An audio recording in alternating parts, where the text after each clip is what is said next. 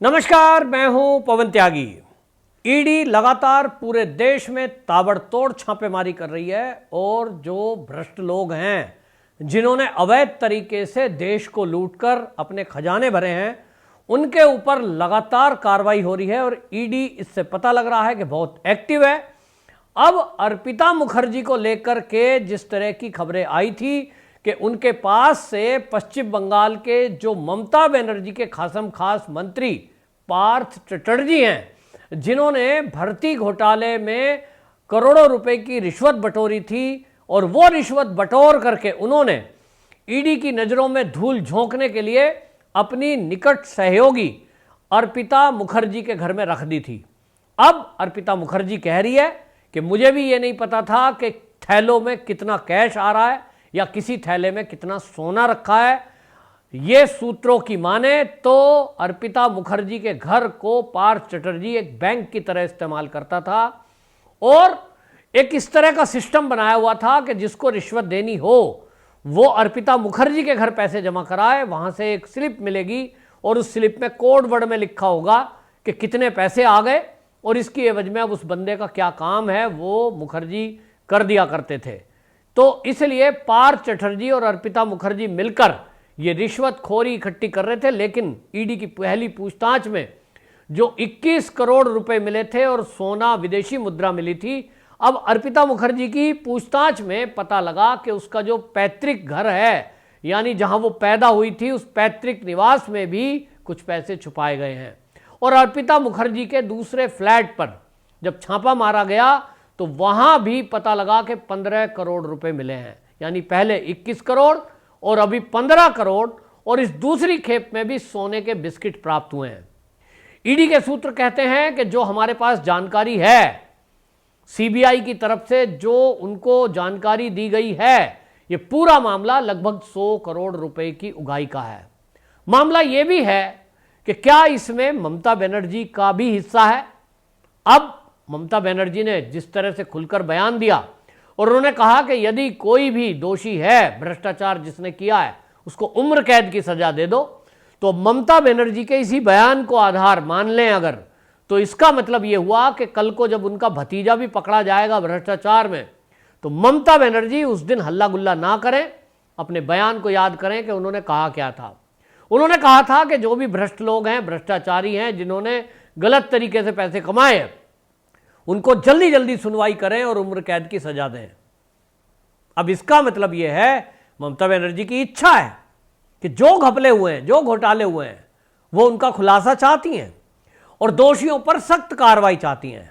लेकिन देखने की बात यह होगी कि ममता बनर्जी का खुद का नाम इससे जुड़ता है कि नहीं, उनके भतीजे अभिषेक बनर्जी का नाम इससे जुड़ता है कि नहीं। यहां तक जो पश्चिम बंगाल की राजनीति को कवर करते हैं, अगर उन लोगों की बात माने तो वो ये कह रहे हैं कि जितने भी ये मंत्री हैं, जितने भी विधायक हैं, टीएमसी के जितने सांसद हैं, यदि उनको कुछ काम करना है या करवाना है, सरकारी महकमों में नौकरी लगवाना तो बड़ा काम है, यदि कोई काम कराना है तो अभिषेक बनर्जी से इसी तरह से कोड वर्ड में उनको पर्चियां चाहिए होती हैं। अब अभिषेक बनर्जी हो, ममता बनर्जी हो, ये जो पर्चियां कोड वर्ड में चल रही है, क्या ये सभी भर्तियों में चली है? क्या इसमें ममता बनर्जी का कार्यालय भी इसी तरह काम करता है? ये तो जांच का विषय है, लेकिन अभी तक जो घोटाला खुलकर सामने आया है उससे एक बात साफ हो गई कि ममता बनर्जी के शासनकाल में जिस तरह से ये भ्रष्टाचार चल रहा है, जिस तरह से लूट खसूट चल रही है, जिस तरह से सरकारी संसाधनों पर मुट्ठी भर लोगों ने कब्जा किया हुआ है, आम जनता को तो राहत मिल नहीं रही। अगर आप देखिए कि एक भर्ती में करोड़ों रुपए इकट्ठे हो जाते हैं तो आम आदमी का नंबर कैसे आएगा? आम आदमी का तो सवाल ही नहीं है। जो गरीब आदमी है, जो आम आदमी है, जिसने अपने बच्चों को किस्तों पर पैसे दे देकर कोचिंग सेंटर में कोचिंग कराई कि साहब सरकारी क्लर्क की नौकरी लगेगी, उसकी कहीं टीचर की नौकरी लगेगी, वो तो हुआ नहीं। जिनके पास पैसे थे, जिन्होंने पैसे पहुंचा दिए, उनके काम हो गए। और जो ईमानदार थे, जो मेहनतकश लोग थे, जिनके बच्चे मेहनत कर रहे थे, उन बच्चों से पूछना चाहता हूं, पश्चिम बंगाल के वो युवा जो ममता को दीदी कहकर उसके पीछे दीवाने हो रहे थे, जो ये कह रहे थे कि ममता दीदी इस बार आवे तो खेला होवे, ये खेला यही होना था। ये खेला होवे का नारा दिया, लोगों को लगा, यूथ को लगा पश्चिम बंगाल के कि ममता दीदी तो फुटबॉल खेलने की बात कर रही है। फुटबॉल को लेकर चुनावी मैदान में ममता उतरी भी थी, किक भी मारी, युवाओं को बड़ा पसंद आया, गाना बड़ा अच्छा है, इस बार खेला होवे, ई बार तो खेला होवे। अब ई बार तो खेला होवे, लेकिन ये खेला क्या हो रहा है? ये खेला हो रहा है भ्रष्टाचार का। युवाओं के हकों को मारा जा रहा है। युवाओं के हक को मारकर किनको दिया जा रहा है? जो करोड़पति हैं, क्योंकि रिश्वत कौन दे सकता है? गरीब, किसान, मजदूर, वो तो रिश्वत दे नहीं सकता। तो इसका मतलब ममता बनर्जी के शासन में जो पैसे वाले लोग हैं, केवल उनके काम हो रहे हैं, उन्हीं के बच्चे नौकरियों पर लग रहे हैं, उन्हीं के स्कूलों में एडमिशन हो रहे हैं। तो फिर यह सरकार किसकी हुई? इससे तो कम्युनिस्टों की सरकार अच्छी थी। पश्चिम बंगाल देश की आजादी के बाद से कम्युनिस्टों के कब्जे में रहा है। शुरू में कांग्रेस रही, फिर कम्युनिस्ट आ गए, और जब कम्युनिस्ट आए थे वो इसी नाम पे आए थे कि ये जो हैं कांग्रेसी, ये सामंतवादी लोगों का साथ दे रहे हैं, उद्योगपतियों के बच्चे एडमिशन पा रहे हैं, गरीब आदमी का बच्चा स्कूल में एडमिशन नहीं पा रहा है सरकारी में, गरीब का शिक्षा का स्तर ठीक नहीं है, गरीबों को नौकरियां नहीं दी जा रही हैं, हमारी सरकार लाओ, हम गरीबों का भला करेंगे।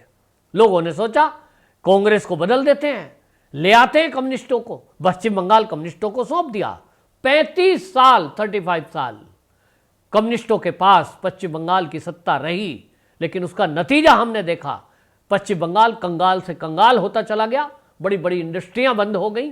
एम्बेसडर जैसी हमारी बेसिक कार जो थी, जो देश की शान मानी जाती थी, वीआईपी नेताओं की शान मानी जाती थी, बंद हो गई इन्हीं टोलाबाजी, कटमनी, हड़ताल के चलते। क्योंकि कम्युनिस्टों का तो नारा है, झंडा उठाओ लाल। बस देश से उन्हें कुछ लेना देना नहीं है, देश तरक्की ना कर जाए, और इसलिए हड़ताल। तो ममता बनर्जी वहां आई ये कहकर कि अब कम्युनिस्टों को उखाड़ फेंकना है, क्योंकि इन लोगों ने टोलाबाजी, कटमनी चलाई थी, जनता से उगाही करी थी, जनता को त्रस्त किया था, उद्योग धंधे बंद हो गए, बेरोजगारी बढ़ गई, मैं आऊंगी गरीबों के लिए। लोगों को लगा कि चलो कांग्रेस तो हमने देख ली, कांग्रेस बेकार थी, ये कम्युनिस्ट हमने देखे 35 साल, ये भी बेकार थे। अब एक नई कांग्रेस आई है, टीएमसी, तृणमूल कांग्रेस। अब ये तृणमूल कांग्रेस लगता था 3 पत्ते का निशान लेकर के आई है। कहीं ये 3 पत्ते की निशान वाली नई कांग्रेस देश में हरियाली, प्रदेश में हरियाली ले आएगी। लेकिन आज का हाल बता रहा है कि ममता बनर्जी के शासनकाल में भी ये जो टोलाबाजी, कटमनी वाले लोग थे, जो भ्रष्ट लोग थे, ये सब गुंडा मवाली और यहां तक कि नक्सली, उन सब ने भेष बदला, टीएमसी का चोला ओढ़ा, और वो सब लोग टीएमसी की पर्ची कटवाकर सदस्य बन गए, और उसके बाद आज पता नहीं क्या क्या बन गए। तो काम वही चल रहा है जो पहले कांग्रेस की शासन में चला, फिर कम्युनिस्टों के शासन में चला, आज ममता बनर्जी के शासन में जो चल रहा है वो सबके सामने आ रहा है। हमारा सौभाग्य है, ये पश्चिम बंगाल के लोगों का सौभाग्य है कि केंद्र में मोदी सरकार है। यदि केंद्र में कांग्रेस की सरकार होती या कम्युनिस्टों की सरकार होती तो ये भेद कभी ना खुलते, सब सेटल हो जाता, तुम भी खाओ हम भी खाएं। लेकिन अब केंद्र में मोदी जी आ गए, न खाऊंगा न खाने दूंगा, और इसलिए गड्डियां गिनने के लिए भी मशीनें मंगानी पड़ती हैं। इतना नोट, सोचिए 100 करोड़ रुपए का घोटाला केवल एक मंत्री का है, पार्थ चटर्जी। कितने मंत्रालय पश्चिम बंगाल में है, कितना घोटाला किया होगा, कोई सोच सकता है? महाराष्ट्र की बात देख लें, 100 करोड़ का घोटाला एक एक मंत्री का। अभी आप सोनिया और राहुल को देख लें, 2000 करोड़ का घोटाला तो एक है। सुब्रमण्यम स्वामी हिम्मत जुटा पाए क्योंकि वो सुप्रीम कोर्ट के वकील हैं। कोई अवमानना का केस कर देगा तो खुद लड़ेंगे, कोई उनको धमकी देगा तो खुद लड़ेंगे, सांसद है। इस देश में क्या लूट मचा के रखी है। आज मोदी सरकार है तो लोगों को उम्मीद आई है। मैं सैल्यूट करता हूं ईडी के अफसरों को और जो उसके हेड है कि वो ना झुक रहे हैं ना बिक रहे हैं, लेकिन लोग उनको रोकने के लिए, इस कार्रवाइयों को रुकवाने के लिए लगभग 250 एप्लीकेशनें सुप्रीम कोर्ट में लगाई, जिसमें कांग्रेस ज्यादा बिल बिला रही थी। सबको एक दिक्कत है कि ईडी जो कार्रवाई कर रही है इसको रोको, क्योंकि इसमें शिवसेना के नेता फंस रहे हैं, इसमें एनसीपी के नेता फंस रहे हैं, सारे विपक्ष। लालू प्रसाद जेल के अंदर बंद है। और अभी अभी खबर आई है, शिबू सोरेन जो झारखंड के मुख्यमंत्री हैं, उन्होंने तो कमाल कर दिया। उनका जो वो विधायक का प्रतिनिधि है, उनका विधायक प्रतिनिधि पंकज मिश्रा, उसको ईडी ने पकड़ा और उसके पकड़ने से 13 करोड़ रुपए उसके अकाउंट में और लगभग 5.5 करोड़ रुपए कैश उसके पास से मिलता है। ईडी को कंप्लेंट मिली थी कि ये अवैध खनन कर रहे हैं और जो कोयले की खान झारखंड में है, उन कोयले की खानों में गरीब का खून पसीना बहता है, लेकिन ये उसको अवैध रूप से इकट्ठा करके शिप के जरिए उसको स्मगलिंग कर रहे थे। सोच सकता है कोई कि किसी शिप का भी इस्तेमाल स्मगलिंग के लिए इस तरह से एक दूसरे राज्य में हो सकता है? वो शिप पकड़ा गया है, ईडी ने जब्त किया है।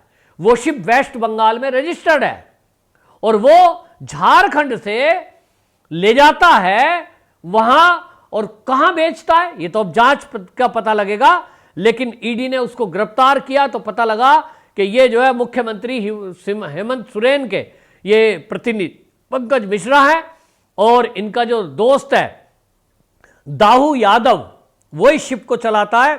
एमवी इंफ्राटेक, एमवी इंफ्रालिंक थर्ड, इस नाम का पश्चिम बंगाल में पंजीकृत ये रजिस्टर्ड है और WB 1809 इसका नंबर है, इसकी संख्या, और इसकी जो कीमत है वो 30 करोड़ बताई जा रही है।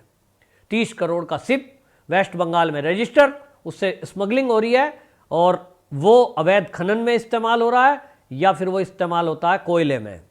तो अब आप समझ लीजिए कि ये जो है किस तरह का गठजोड़ चल रहा है और इसीलिए ईडी की कार्रवाई से इन विपक्षी दलों को दिक्कत है, इसीलिए भागे हुए सुप्रीम कोर्ट गए थे। लेकिन पश्चिम बंगाल में निश्चित रूप से जिस तरह की कार्रवाई और जिस तरह से नोटों का जखीरा मिल रहा है, अब जनता कह रही है कि हर मंत्री के घर को खंगाला जाए और हर मंत्री की तलाशी ली जाए, क्योंकि मामला कई हजार करोड़ रुपए का हो सकता है। और इसमें लोग कह रहे हैं कि ऐसा तो हो नहीं सकता कि ममता बनर्जी की इन्वॉल्वमेंट ना हो, क्योंकि कोई डिपार्टमेंट सरकारी भर्ती कर रहा है और रिश्वत लेकर के वो लिस्ट निकाल रहा है, तो ऐसा कैसे हो सकता है कि मुख्यमंत्री ममता बनर्जी को इसकी भनक ना हो?